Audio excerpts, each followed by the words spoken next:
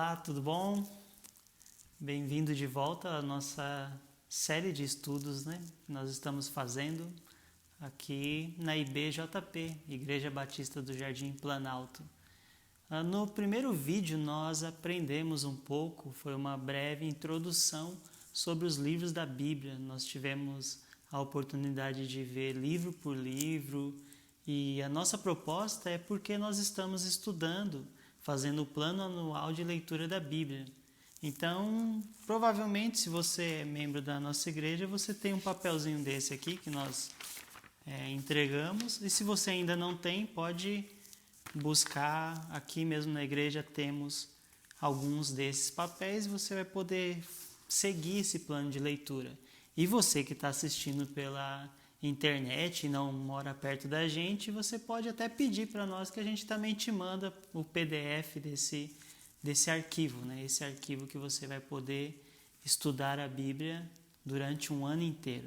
Então, esse é um desafio para você, para que você possa, durante esse ano, ler a Bíblia inteira.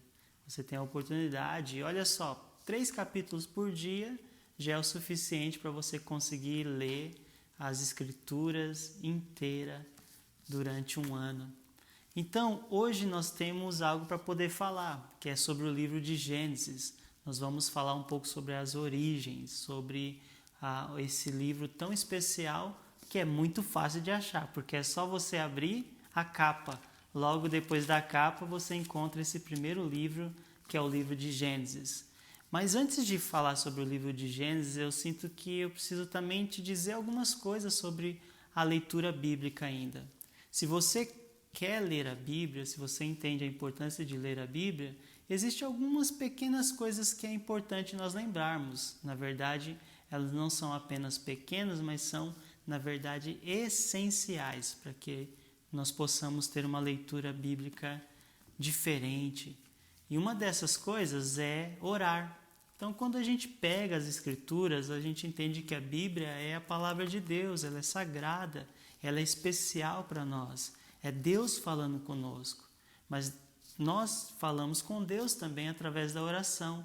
Então, quando você lê a Bíblia, peça para Deus: Deus, me ensina a tua palavra, me ensina a ouvir a tua voz. Então, são coisas que nós podemos fazer e que nos ajudam na nossa leitura bíblica.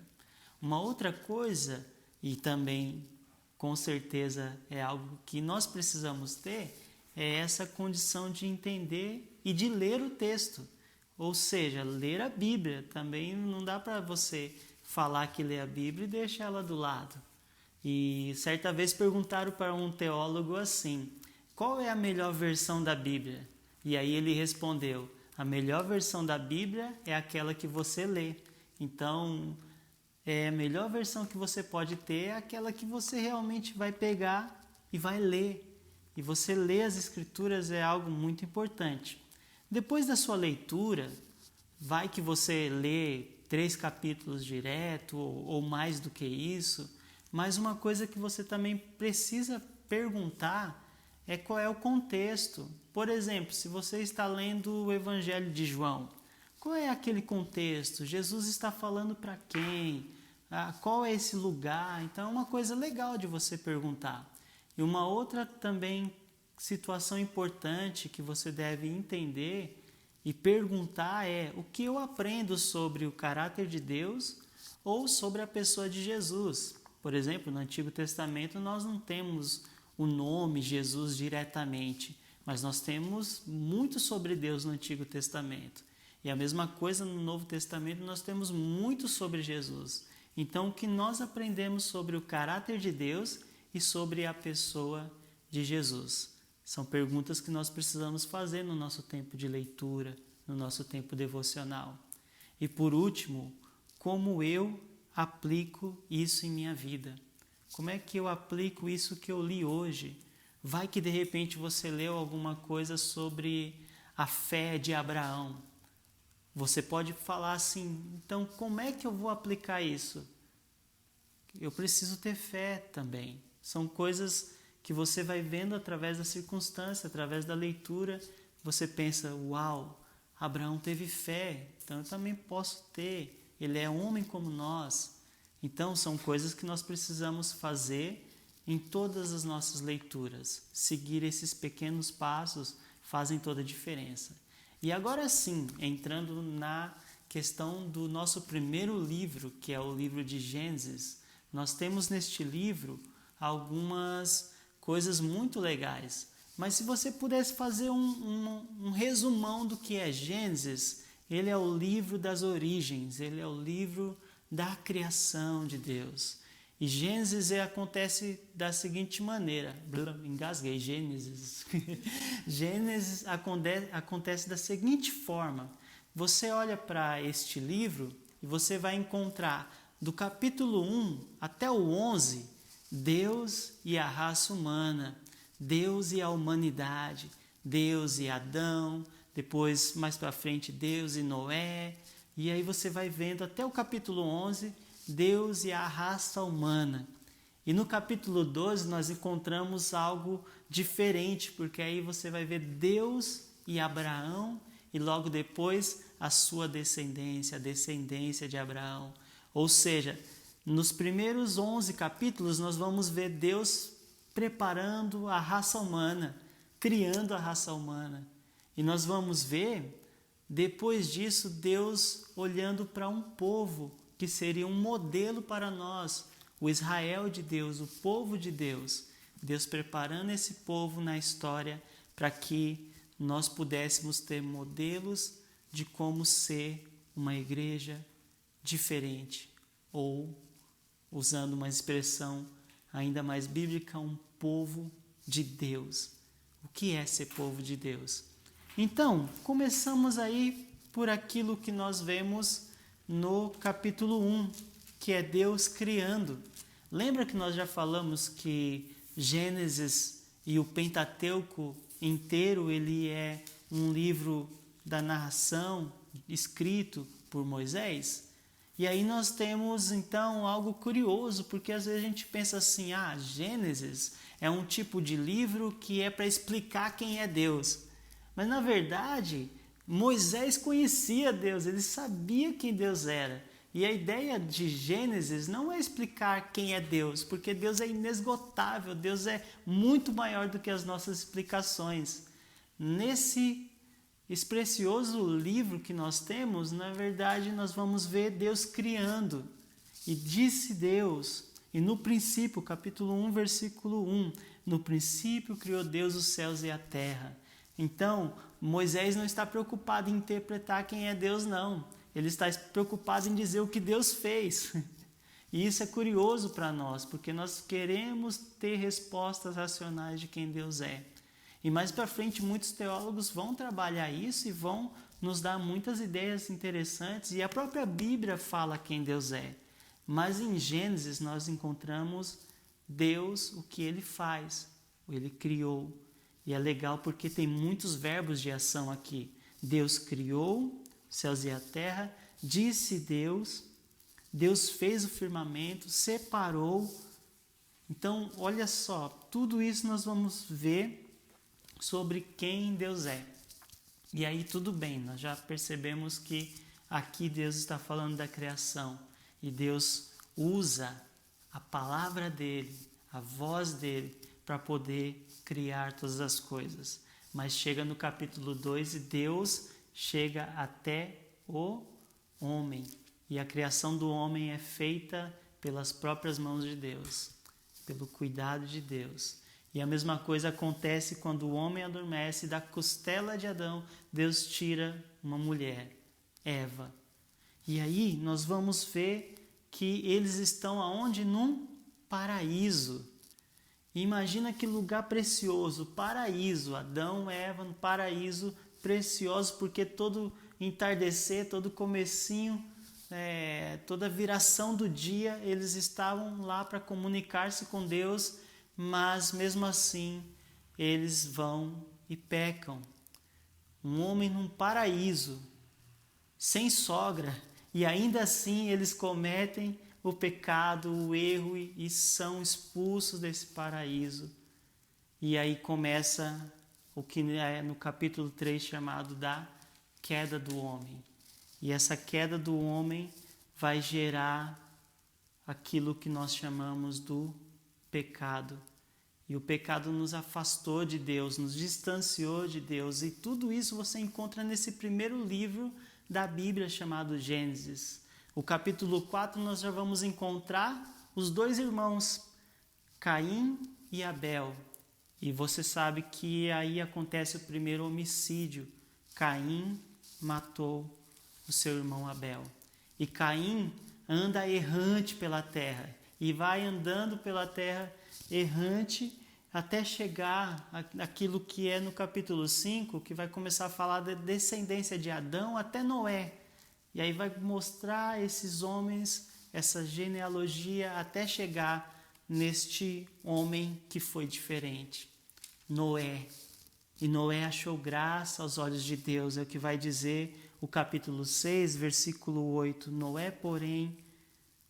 A Noé, porém, o Senhor mostrou benevolência na versão NVI. Nas versões mais antigas, Noé achou graça aos olhos de Deus.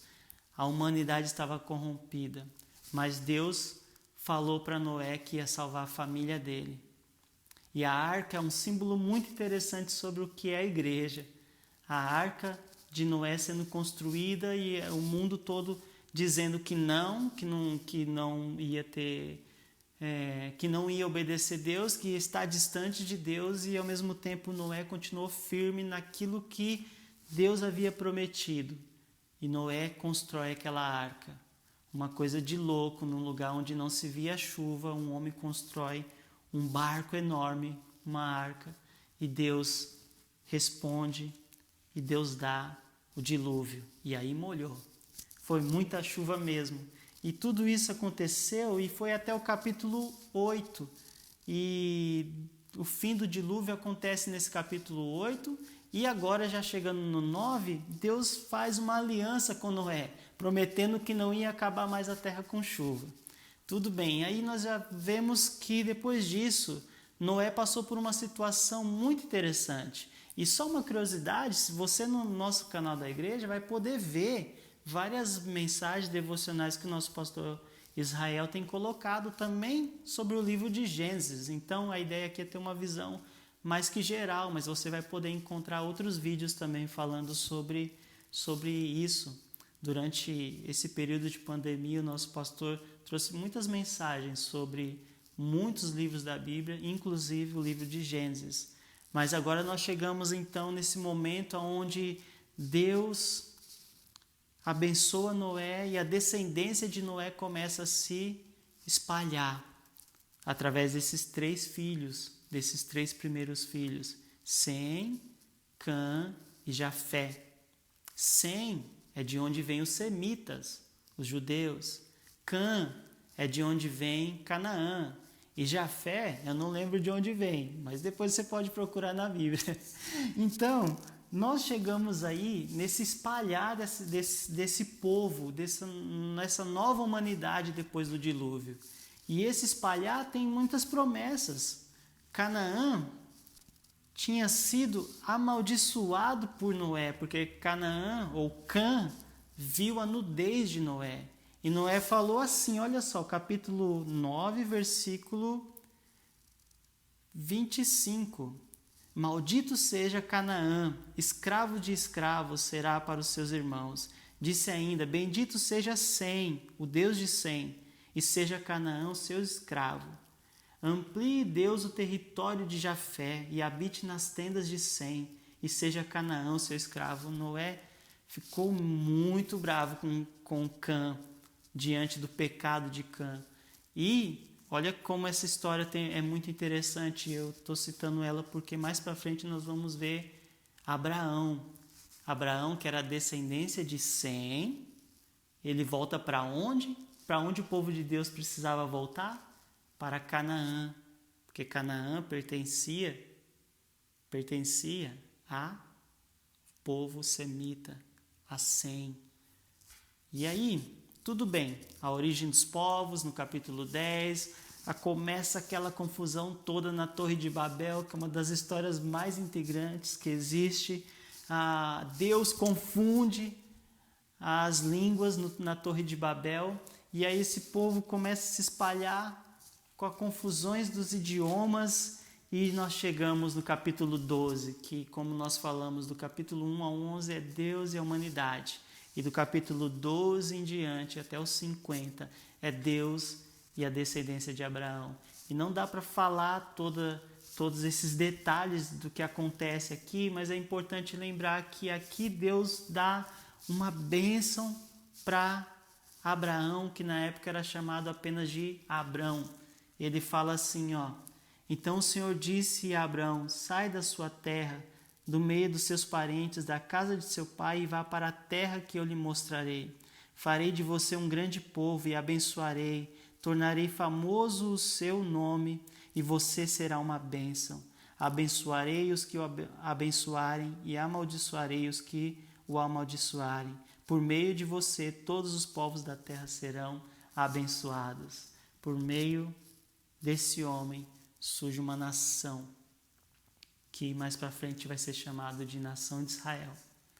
E nessa nação nós vamos ver imensas histórias durante a Bíblia inteira sobre o que esse povo tinha de especial. E mais do que isso, sobre o Deus de Israel.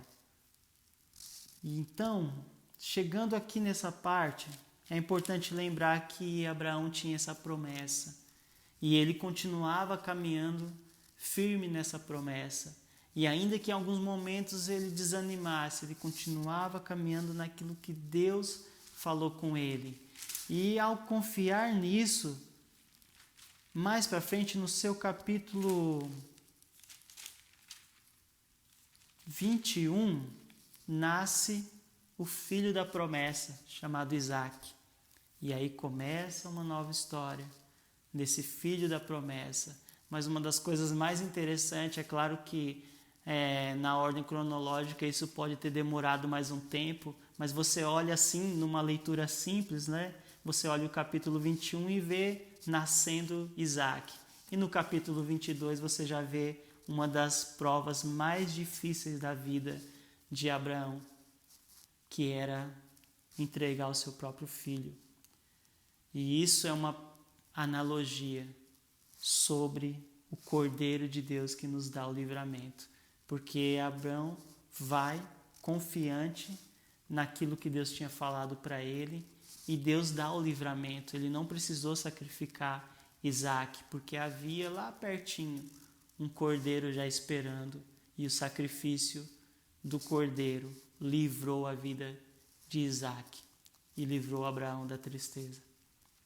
E Deus, continuando nas suas promessas, vai chegar outros descendentes. Depois de Isaac, nós temos aquela dupla, os irmãos Esaú e Jacó. E o destaque maior acaba vindo para Jacó, que é o caçula. E aí, esse Jacó vai se chamar futuramente Israel. E logo depois de Jacó também tem um monte de filhos. E um desses filhos é o José, que é levado para o Egito. E ali começam a acontecer as histórias do povo de Israel também no Egito. Todo esse processo acontecendo, para que mais para frente nós possamos falar sobre Êxodo. Aconteceu tudo isso para que um dia esse povo de Deus fosse para Canaã prometida, para o lugar que Deus prometeu.